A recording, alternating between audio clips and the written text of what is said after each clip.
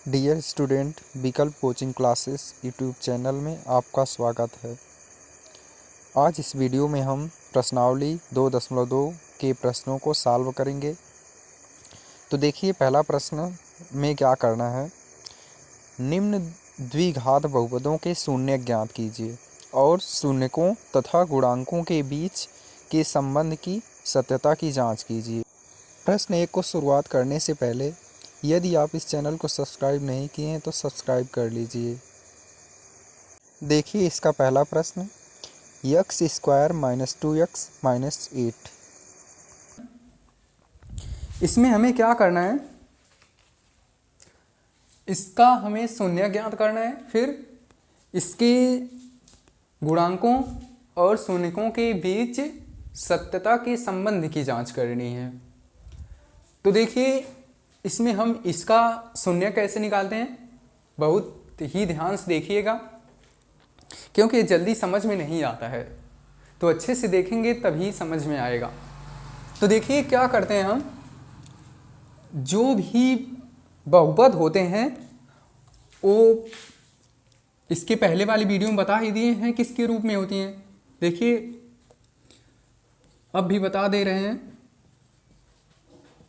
वो इस रूप में होती हैं। तो इसमें क्या होंगी, ए बी सी कोई वास्तविक संख्याएं होती हैं। तो हम क्या करते हैं, ए और सी का गुणा करते हैं, ए और सी का गुणा करते हैं, फिर जो आता है उसको गुणा करने पर वो आना चाहिए और जोड़ने पर भी आना चाहिए। मतलब क्या हम कह रहे हैं कि गुणा करने पर ए सी आए और उन्हीं दोनों संख्याओं का जोड़ने या घटाने पर बी आए। गुणा करने पर ए सी आए और उन्हीं दोनों संख्याओं का जोड़ने पर बी आए। तो देखिए इसको हम क्या करेंगे, आगे समझिए।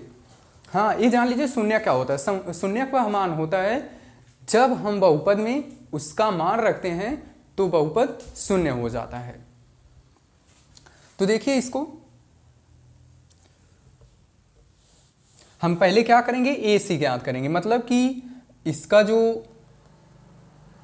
अचर पद है, इसका जो ये छिपा हुआ है, इसके आगे कुछ नहीं है तो ये छिपा हुआ है, मतलब 1 इसके आगे रहता है अगर किसी के आगे कोई अंक नहीं होता है।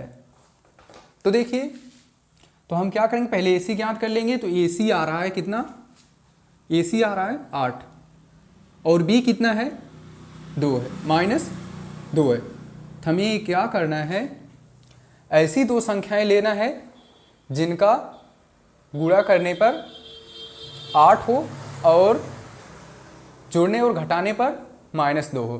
तो देखिए, जोड़ने या घटाने पर क्या करने पर -2 आना चाहिए, ये इससे कंफर्म होता है। जो सी के आगे जो चिन्ह होगा उसी से पता चलता है कि हमें जोड़ करके बी को लाना है या घटा करके बी को लाना है। तो फिर यहाँ क्या है, यहाँ चिन्ह माइनस है, तो फिर हमें बी को घटा करके लाना है, जोड़ करके नहीं।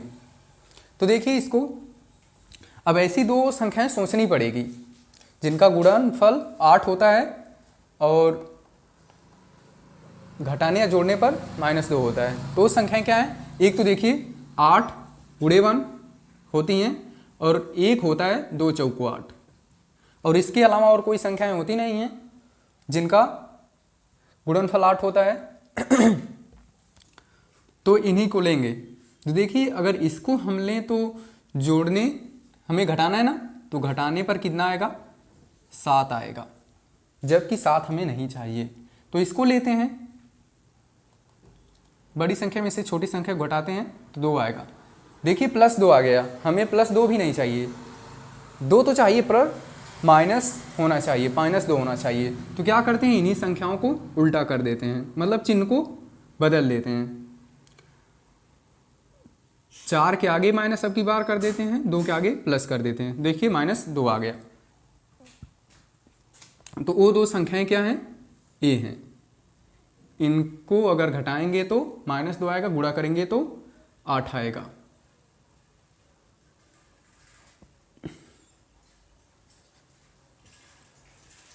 तो देखिए अब इसी को यहां हल करते हैं।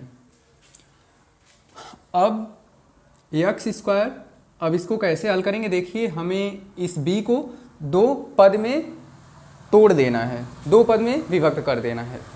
तो दो पद में विभक्त करने के लिए हमें यही दोनों उसकी जगह पर लिखना पड़ेगा। और इसमें x तो दिया है, तो a बिना x का होगा नहीं, तो इन दोनों में x लिखेंगे, इन दोनों के बाद x, इसके बाद x, मतलब -4x और +2x लिखेंगे इस तरह। तो देखिए इसको लिख रहे हैं, इसको चेंज कर रहे हैं इसके रूप में, -4x + 2x। देखिए अगर हम इसमें से इतना जोड़ या घटा दें तो आएगा -2x।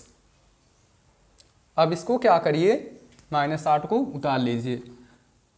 दूसरी लाइन में बस इतना किया जाता है, b को दो पदों में विभक्त कर दिया जाता है। फिर तीसरी लाइन में क्या होता है, हम इसको दो में बांट करके कॉमन ले लेते हैं। कॉमन वही होता है जो दोनों में होता है। तो फिर इनको दो, मतलब क्या किया जाता है, इस तरह विभक्त किया जाता है कि इसमें जो पद हमें मिले वह समान हो। जैसे कि ये दो पद, तो इसमें भी दो पद लेना है। तो देखिए इसमें से जब कॉमन लेंगे तो यहाँ x दोनों में है, उभयनिष्ठ x है ना, तो यहाँ से x बाहर गया, केवल x बच रहा है। और इसमें से x जब बाहर जाएगा तो यहाँ केवल 4 बच रहा है। अब ये पूरा एक पद है।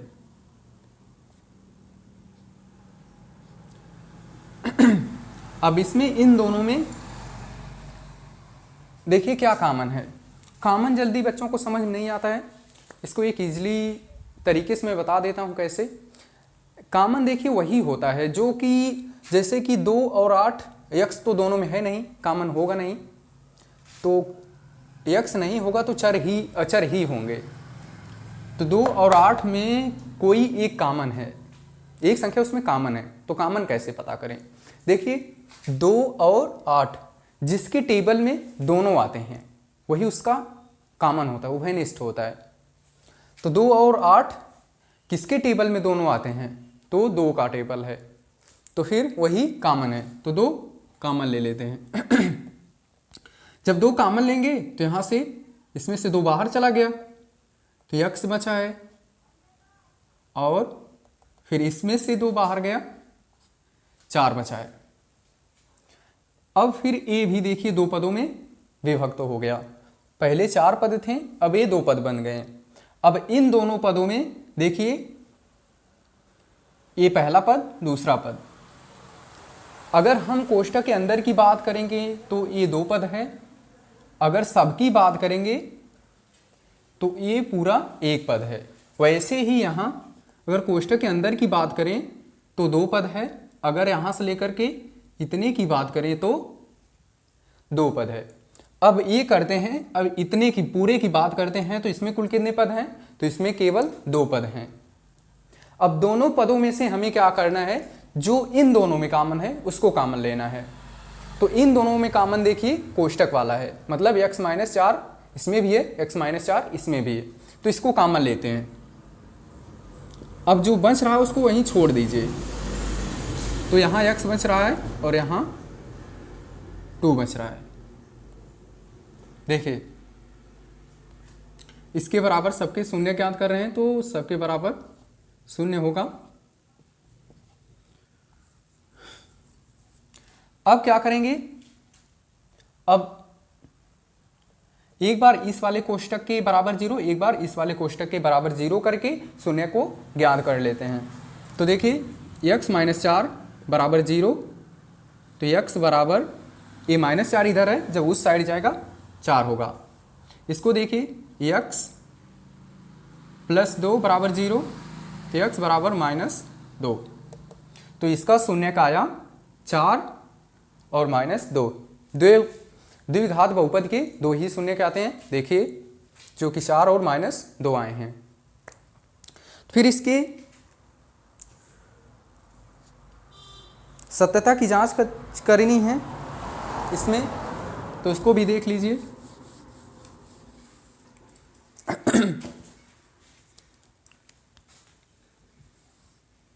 सत्यता की जांच,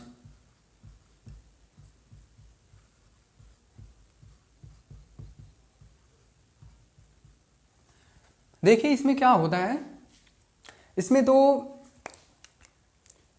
जब द्विघात बहुपद के शून्यकों का योग होता है, शून्यकों का योग -b/a, -b/a, मतलब कि अगर हम इन दोनों को जोड़ दें तो इसके a बराबर आएगा, किसके, -b/a के। तो देखिए इनको जोड़ देते हैं, तो 4 + 2, 4 प्लस इसको, 2 चिन्ह एक साथ नहीं हो सकते इसलिए इसको कोष्टक में, अब इसको हल करेंगे तो ये आएगा 4 - 2 2, मतलब कि इसका योगफल कितना आया, 2 आया। अब देखते हैं अनुपात कितना आता है इनका, ये 2 आता है कि नहीं आता है, -b/a। तो देखिए -b मतलब b क्या है इसमें, देखिए a -b है, मतलब -2 क्या है, b है। तो a लेंगे ही, -2, a क्या है, a 1 है, तो क्या आया, देखिए 2 आ गया।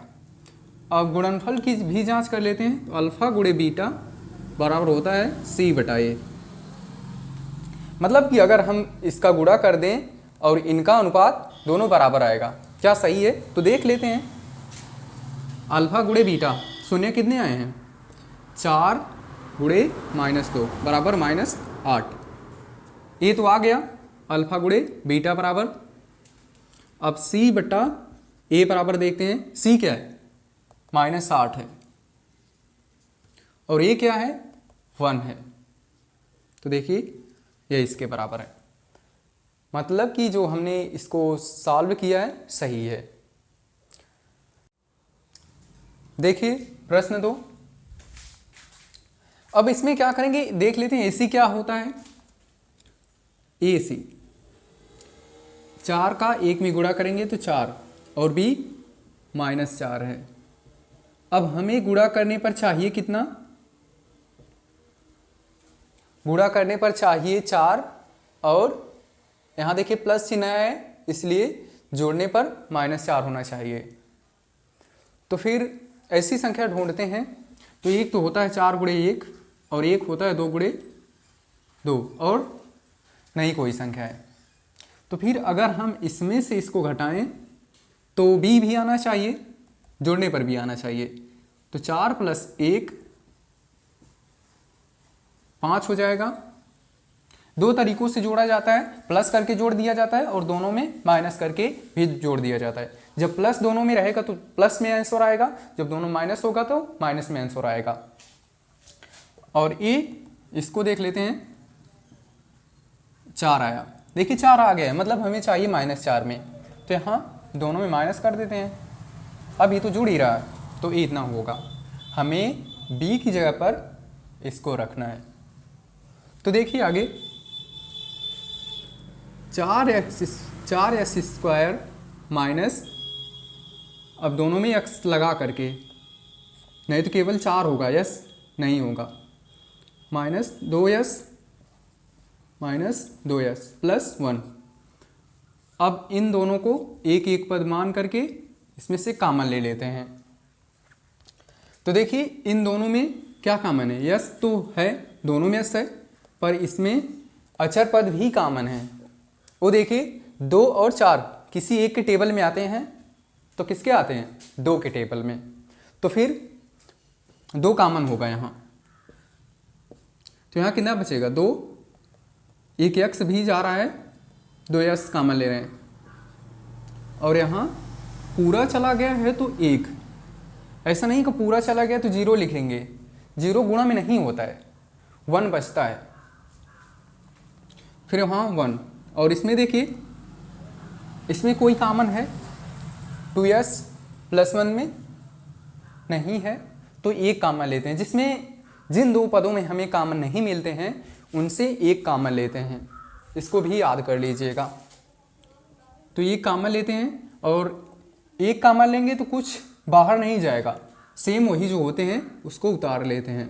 हाँ, अगर चिन्ह भी बाहर ही हो, अगर माइनस चिन्ह बाहर हो तो फिर जो ऊपर चिन्ह होता है, कोष्ठक में जो चिन्ह हम लिखते हैं वो ऊपर वाला नहीं लिखते हैं, उसका उल्टा, मतलब कि अगर प्लस है तो माइनस, अगर माइनस है तो प्लस लिखते हैं। तो यहाँ प्लस है इसलिए माइनस लिखेंगे। अब ये दोनों एक एक पद हो गए। अब इसमें देखें तो कोष्ठक वाला कॉमन है, तो कोष्ठक वाला कॉमन है 2s - 1, बच क्या रहे हैं, ये दोनों बच जा रहे हैं, 2s - 1। शून्य ज्ञात करना है, 0 कर लेते हैं। अब देखिए, अब दोनों कोष्ठकों के बराबर 0, मतलब अलग अलग कोष्ठक के बराबर 0, 2s - 1 बराबर 0 और 2s - 1 बराबर 0। अब हमें केवल x का मान चाहिए, इसलिए सभी अचरों को बारी बारी करके राइट साइड कर देंगे। तो पहले प्लस या माइनस वाला राइट साइड जाता है, तो पहले -1 को राइट साइड ले जाते हैं। 2s बराबर -1 है, राइट साइड जा कर के +1 हो जाएगा। तो s बराबर, अब गुणांक को भेजते हैं, तो ये क्या है, 1, अब ये गुणा में है, ये इसके आकर के भाग में होगा, भाग को बटे में भी लिखते हैं। वैसे ही सेम ए भी है, 2s a - 1 उधर जाएगा, +1 होगा, s बराबर 1/2।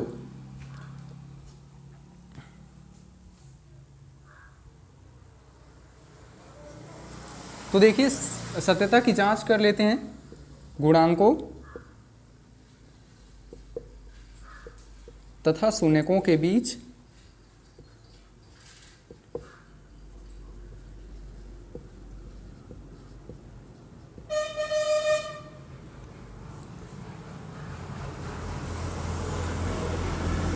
के बीच के संबंध की जांच। तो देखिए इसमें तो शून्यकों का योग, सूत्र क्या होता है, शून्यकों का योग बराबर, पहले गुणांक देख लेते हैं, गुणांक इसमें है कौन कौन।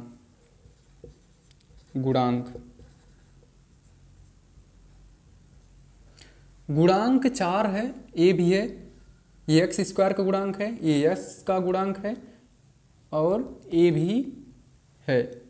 अचर पद भी गुणांक होता है, इसमें x की 2 घात, इसमें x की 1 घात, तो ये वह है x की 0 घात का गुणांक है। तो देखिए गुणांक क्या है, 4 -4 और 1 है। तो अब अल्फा प्लस बीटा, इधर देखिए,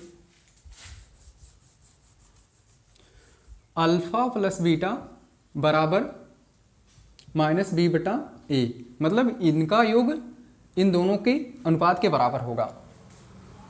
तो फिर अल्फा बीटा हमें पता है कितना है, 1/2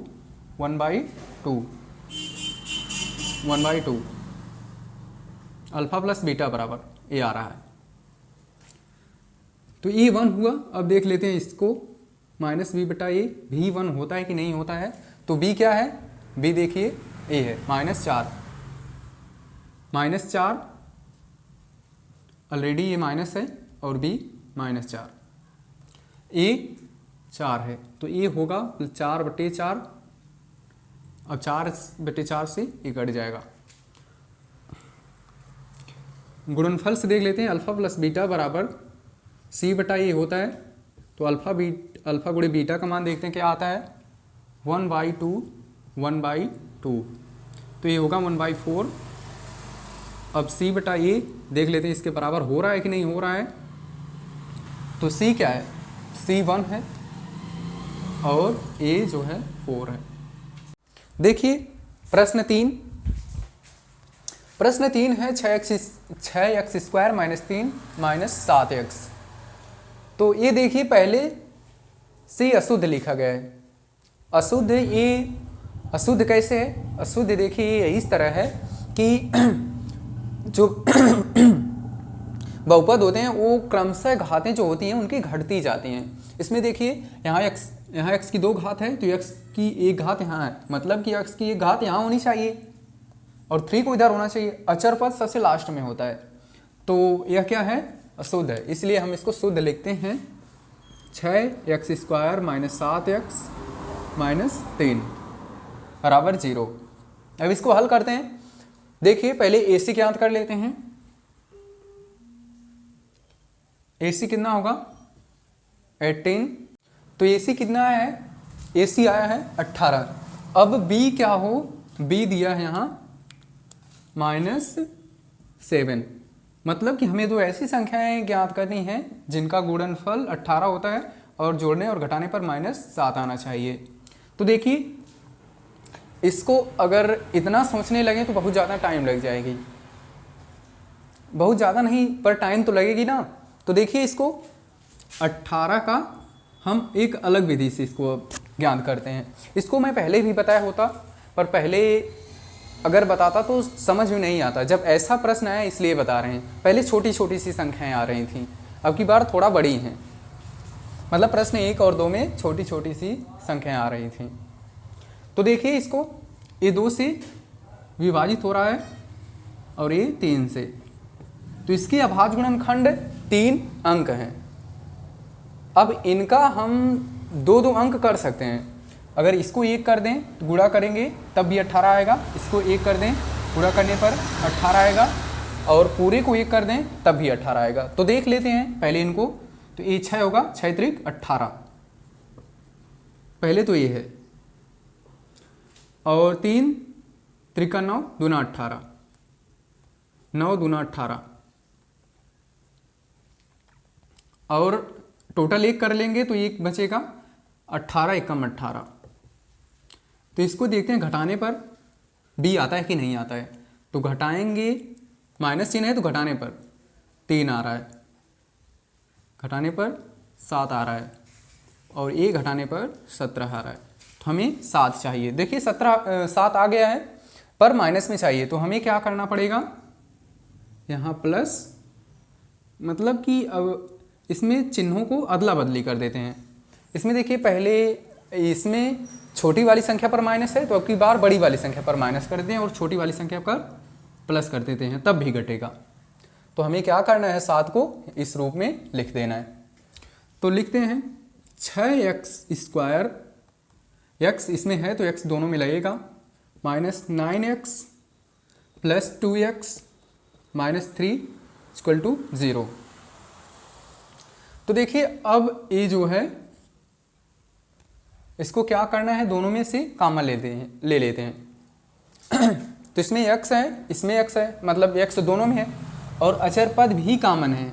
देखिए कॉमन कैसे ज्ञात करेंगे? देखिए दोनों किसी एक के टेबल में आते हैं। अगर भाज्य संख्या है, देखिए इस तरह समझ लीजिए, अगर भाज्य संख्या है तो वो कॉमन होगी जरूर। सहभाज्य संख्या है तो वह कॉमन होगी। तो ये क्या है? सहभाज्य संख्या है तो कॉमन है। तो ये दोनों एक के टेबल में आते हैं, वो 3 है, तो इसलिए 3 कॉमन होगा, और x तो है ही।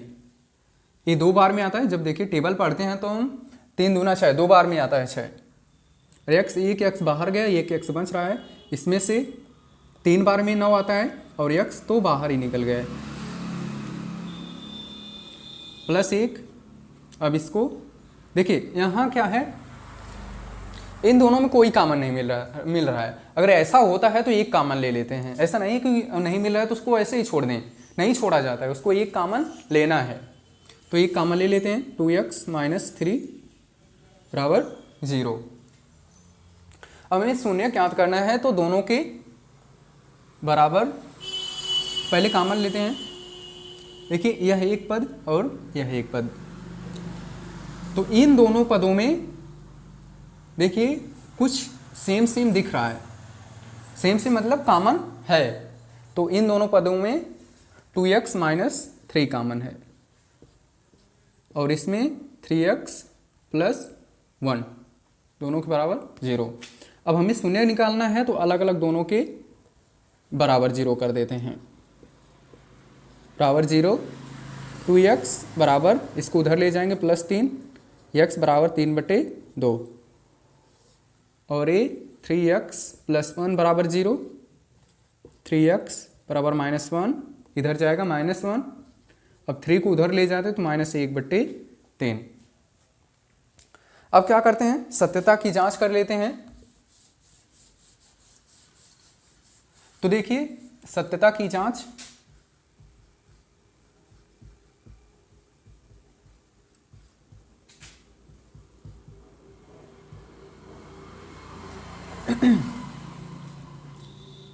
तो अल्फा प्लस बीटा का मतलब शून्यकों का योगफल का बराबर होता है b/-b/a। तो अल्फा प्लस बीटा मतलब शून्यकों का योगफल देख लेते हैं कितना आता है। तो इन दोनों को जोड़ देते हैं, प्लस -1/3। कोष्टक को हटा लेते हैं पहले, 3/2 कोष्टक के बाहर प्लस है, जब इसको कोष्टक हटाएंगे तो चिन्ह जाकर के चिन्ह में गुणा हो जाएगा। तो जब प्लस का माइनस में गुणा होता है तो माइनस आता है 1/3। देखिए अगर पहले इसको कैसे हल करेंगे, पहले एलसीएम लेंगे।